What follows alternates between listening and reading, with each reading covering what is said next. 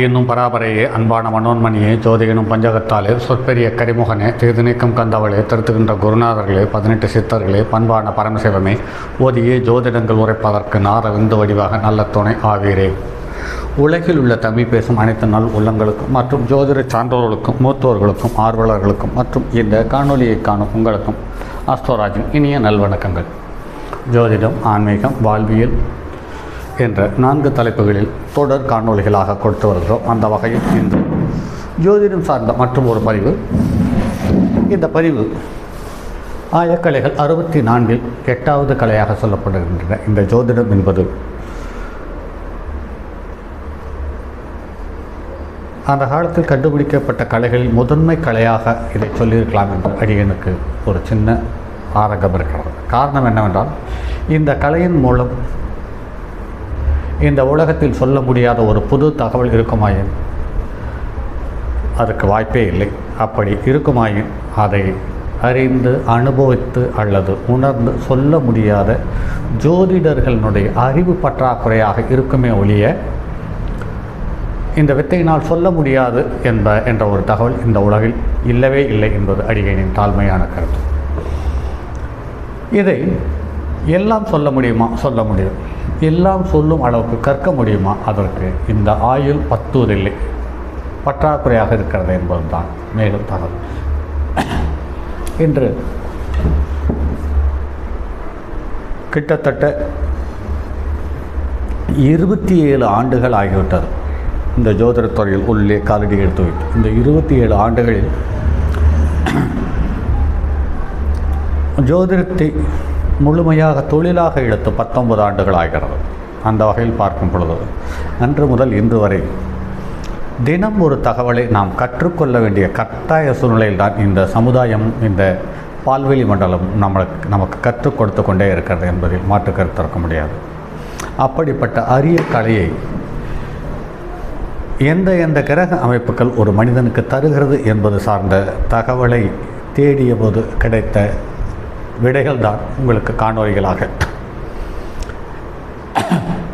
இப்போது சொல்லப்போகிற ஒரு பதிவு அல்லது தரப்போகிற ஒரு பதிவு என்பது உலகம் முழுவதும் அடையாளம் தெரியப்பட்ட ஒரு ஜோதிடரினுடைய ஜாதகம். இது சுபத்துவம் பாபத்துவம் என்ற அடிப்படையில் தனக்கென்று ஒரு பாணியை வகுத்து தனியாக உலகம் முழுவதும் அடையாளப்படுத்தப்பட்டு அதே சமயத்தில் ஒன்றுக்கு மேற்பட்ட நூல்களை எழுதியும் ஆயிரக்கணக்கான மாணவர்களை உருவாக்கிய ஒரு அற்புத மனிதரினுடைய ஜாதகம் இது. இந்த ஜாதகத்தில் என்னுடைய அனுபவப்படி காற்று ராசியில் கிரகம் இருக்குமாயின், காற்று ராசிக்குரிய கிரகங்கள் பழம்பெருமாயின் அவர்களுக்கு ஜோதிடம் என்பது சுலபமாக வருகிறது. அடுத்து நெருப்பு ராசியில் பிறந்தவர்களுக்கு அல்லது நெருப்பு லக்கணத்தில் கிரகம் இருந்தவர்களுக்கு சிறப்பாக அமைந்திருக்கிறது என்பதுதான் அடியேனுடைய தாழ்மையான கருத்து. அந்த வகையில் இந்த ஜாதகரை பற்றி பார்ப்போம். இந்த ஜாதகம் 25/3/1965 11 மணி 55 நிமிடத்திற்கு காலையில் ஜனனமானது. அதாவது மதியத்திற்கு முன் ஜனனம். மிதுன லக்கணத்தில் பிறந்திருக்கிறார். லக்கணத்துக்கு 3ஆம் இடத்தில் செவ்வாய் வக்ரம் பெற்றிருக்கிறது. 6ஆம் இடத்தில் கேது, 7ஆம் இடத்தில் சந்திரன், 9ஆம் இடத்தில் சனி, 10ஆம் இடத்தில் சூரியன், புதன், சுக்கிரன், 12ஆம் இடத்தில் குரு, கேது. இந்த ஜாதகத்தில் ஒரு தகவல் என்னவென்றால், சுக்கிரனும் குருவும் பரிவர்த்தனை பெற்றிருக்கிறது. முழு சுபக்கிரகங்கள் என்று ஒன்று பரிவர்த்தனை பெற்றிருக்கிறது. அதில் தேவகுருவும் அசுரகுருவும் பரிவர்த்தனை பெற்றிருக்கிறது என்பது சாலச்சிறந்த தகவல். அதே சமயத்தில் அப்படி பரிவர்த்தனை பெற்றிருந்தாலுமே கூட இந்த வீட்டிலேயும் சுக்கிரனுடைய நட்சத்திரம் இல்லை, இந்த வீட்டிலேயும் சுக்கிரனுடைய நட்சத்திரம் இல்லை, இந்த வீட்டில் குருவனுடைய நட்சத்திரம் இல்லை. ஆக ஒருவருக்கொருவர் பரிவர்த்தனை பெற்று இருந்தாலுமே கூட இவர்களை தொடர்பு கொள்ளும் கிரகங்கள் தான் இவர்களை மிகப்பெரிய யோகத்துக்கும் செல்வாக்கிற்கும் அழைத்து செல்லுமே ஒழிய இந்த இரு கிரகங்கள் பரிவர்த்தனை பெற்றதனால் ஒரு யோகத்தையோ செல்வாக்கையோ அனுபவிக்க முடியாது என்பது நடைமுறையில் நிறைய ஜாதகத்தில் பார்த்திருக்கிறோம். அதே சமயத்தில் பரிவர்த்தனையும் போது இந்த குரு இங்கே வரும் பொழுது இந்த குரு தன்னுடைய நட்சத்திரம் உள்ள வீட்டில் அமர்ந்து யோகத்தை தருவதற்கான வாய்ப்பு இருக்கிறது. அதற்கடுத்து இது லக்கண புள்ளி முதல் 9 கிரகங்களும் நின்ற நிலை சார்ந்த தகவலை பார்ப்போம். லக்கண புள்ளி என்று பார்க்கும் பொழுது திருவாதிரை நட்சத்திரத்தில் 1ஆம் பாதத்தில் அமர்ந்து 8.30 பாகையை பெற்றிருக்கிறது. சூரியன் உத்திரட்டாதி நட்சத்திரம் 3ஆம் பாதத்தில் அமர்ந்து 11.8 பாகை பெற்றிருக்கிறது. சந்திரன் மூல நட்சத்திரம் 4ஆம் பாதத்தில் அமர்ந்து 13.8 பாகை பெற்றிருக்கிறது. செவ்வாய் பூர நட்சத்திரம் 2ஆம் பாதத்தில் அமர்ந்து 19.39 பாகை பெற்றிருக்கிறது. புதன் ரேவதி நட்சத்திரம் 4ஆம் பாதத்தில் அமர்ந்து 28.48 பாகை பெற்றிருக்கிறது. குரு கிருத்திகை நட்சத்திரம் முதல் பாதத்தில் அமர்ந்து 6.34 பாகை பெற்றிருக்கிறது.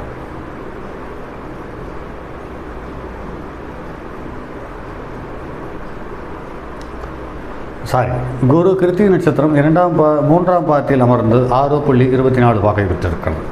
சுக்கிரன் உத்திரட்டாதி முதல் பாதத்தில் அமர்ந்து 6.34 பாகை பெற்றிருக்கிறது. சனி சதய நட்சத்திரம் 4ஆம் பாதத்தில் அமர்ந்து 17.33 பாகை பெற்றிருக்கிறது. ராகு மிருகசீரிஷ நட்சத்திரம் 1ஆம் பாதத்தில் அமர்ந்து 24.18 பாகை பெற்றிருக்கிறது. கேது கேட்டை நட்சத்திரம் 3ஆம் பாதத்தில் அமர்ந்து 24.48 பாகை பெற்றிருக்கிறது. 18 பாகை பெற்றிருக்கிறது. இதில் பாருங்கள் நண்பர்களே, இவர் பொதுவாகவே மிதுன லக்கணம், கன்னி லக்கணம், விருச்சிக லக்கணம், மீன லக்கணம், மிதுன ராசி, கன்னி ராசி, விருச்சிக ராசி, மீன ராசி, இது மட்டும் இல்லாமல் இது 4ம் காலபுருஷனுக்கு 6, 8, 12 மற்றும் 3ஆம் இடம் என்பது கருத்தில் கொள்ள வேண்டியதாக இருக்கிறது. இது மட்டும் இல்லாமல் காலபுருஷனுக்கு 4ஆம் இடம் என்று சொல்லக்கூடிய 4ஆம் இடத்துக்கு 6ஆம் இடம் வலுப்பெறும் பொழுதும் அவர்கள் சொந்த ஊரில் இல்லாமல் தன்னுடைய தந்தை வழி தாத்தா சொத்தை விட்டு வெளியே போனவர்கள் மிகப்பெரிய யோகத்தில் இருக்கிறார்கள். அதே சமயத்தில் தாத்தா வழி சொத்தில் இருப்பவர்கள் மிக கடினமான சூழ்நிலையில் தான் இருந்து கொண்டிருக்கிறார்கள். இது பொதுவாகவே ஒரு ஜாதகத்தில் ஜோதிடம் தரமாக வர வேண்டுமென்றால் மனம் என்று சொல்லக்கூடிய சந்திரன், அதற்கு அடுத்தது புதன் என்று சொல்லக்கூடிய புத்தியை அடையாளம் காட்டக்கூடிய கிரகம், இது இல்லாமல் கேது என்று சொல்லக்கூடிய ஞானத்தை அடையாளம் காட்டக்கூடிய கிரகம், இது மட்டும் இல்லாமல் இதையெல்லாம் வெளிக்கொண்டு வந்து அதை பொருளாதார மாற்றக்கூடிய தகுதியை உண்டு பண்ணி தருவது குரு. அந்த வகையில் பார்க்கும் பொழுது இங்கு சந்திரன் மூல நட்சத்திரத்தில் அமர்ந்து கேதுவனுடைய தன்மையை அதிகமாக எடுத்துக்கொள்கிறார். புதன் ரேவதி நட்சத்திரத்தில் அமர்ந்து தன்னுடைய புத்திசாலித்தனத்தை முழுமையாக வெளிப்படுத்துகிறார். சனி சதய நட்சத்திரத்தில் அமர்ந்து தன்னுடைய சொந்த வீட்டில் ஆட்சி பெற்று காற்று ராசியில் ஆட்சி பெற்று வலுவான சூழலை அடையாளம் காட்டிவிடுகிறது. அதற்கு அடுத்து சனி ராகு மிருகசீரிஷ நட்சத்திரம் செவ்வாயினுடைய நட்சத்திரத்தில் அமர்ந்து நீச்சம் பெறுகிறது. கேது கேட்டை நட்சத்திரம் 3ஆம் பாதத்தில் புதனுடைய வீட்டில் அமர்ந்து வலுப்பெறுகிறது. காரணம் என்னவென்று கேட்டால் இந்த கேது புதனுடைய நட்சத்திரத்தில் இருக்கிறது. இந்த புதன் அவனுக்கு திரிகோணத்தில் இதே நீர்த்தன்மையுள்ள ராசியில் இருக்கும் பட்சத்தில் இது மேலும் பலம் பெறுகிறது என்பதுதான் இங்கே குறிப்பிடக்கூடிய தகவல். அதே சமயத்தில் இயற்கை பாபக்கிரகம் என்று சொல்லக்கூடிய 3, 6, 10, 11ஆம் இடங்கள் ராகு கேது சனி செவ்வாய் சூரியன் பெற்றிருப்பின் அவர்கள் மிகப்பெரிய யோகம் என்று அடையாளப்படுத்தப்படுகிறது. அந்த வகையில் லக்கணத்துக்கு 6க்குரியவன் 3ஆம் இடத்திலிருந்து, அதாவது எதிரிஸ்தானாதிபதி சகாயஸ்தானத்துக்கு வந்து இந்த உபய இலக்கணங்களுக்கு சகாயஸ்தானம் என்பது வலுவான யோகத்தை தரக்கூடிய அமைப்பில் இருக்கிறது. அதுவும் லக்கணத்துக்கு 5க்குரியவனுடைய சாரம் பெற்றிருக்கிறது என்பதுதான் மேலும் சிறப்பான ஒரு தகவல். அடுத்து சனி செவ்வாய் ஒரு ஜாதகத்தில் சேர்ந்து இருந்தாலும் பார்த்து இருந்தாலும் குடும்ப வாழ்க்கையில், அதாவது கல்யாண வாழ்க்கை குடும்ப வாழ்க்கையில் பலமான ஏற்ற இறக்கங்களை தந்தாலும் ஆராய்ச்சி மனோபக்குவத்தில் அதீத உயரத்தை கொண்டு செல்கிறது என்பது நடைமுறையில் பார்த்திருக்கிறோம். அந்த வகையில் சனியும் செவ்வாயும் ஒருவருக்கொருவர் பார்த்து 6ஆம் இடத்தை சனி செவ்வாயும் பார்க்கிறார்கள். அவருக்கு 6ஆம் இடத்தை குரு சனி செவ்வாய் கேது 4 கிரகங்கள், அது மட்டும் இல்லாமல் ராகுவும் சேர்ந்து அடையாளப்படுத்தப்படுகிறது.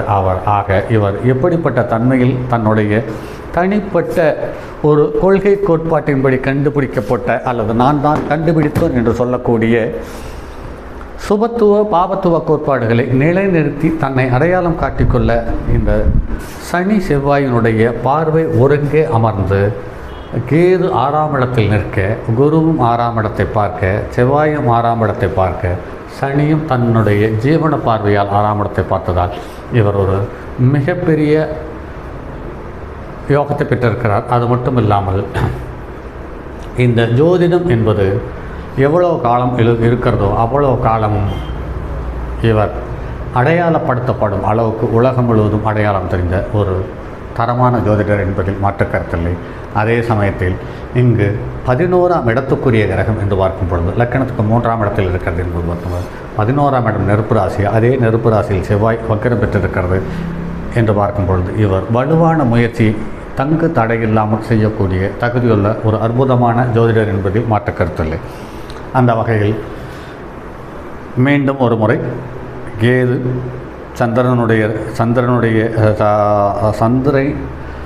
சந்திரனை கடந்து வந்த கேது சந்திரனுக்கு நட்சத்திரத்தை கொடுத்த கேது. ஆக சந்திரனுக்கும் கேதுவுக்கும் தொடர்பு வந்து விடுகிறது. அதே சமயத்தில் குருவுக்கும் கேதுவுக்கும் நேரடி தொடர்பு வந்து விடுகிறது. அதே சமயத்தில் கேது என்ற வீட்டிற்கு 5ஆம் இடத்தில் புதன் வந்து விடுகிறது. ஆக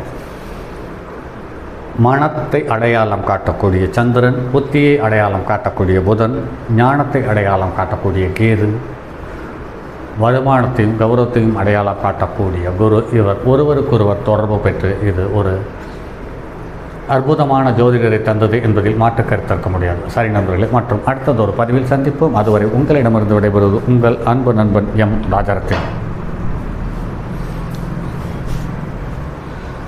தங்கமான் மழுவோடேந்தி தன்மதி தலையில் கொண்டோர் மங்கையர் பதிக்கச் சொன்ன மாமூலி ஜோதிடத்தை இங்கு யாம் உரைப்பதற்கோர் இமை என்னும் பிழை வராமல் காக்க செங்கன் மால்மருகன் யானைச்சரன் பதம் காப்பதாமே.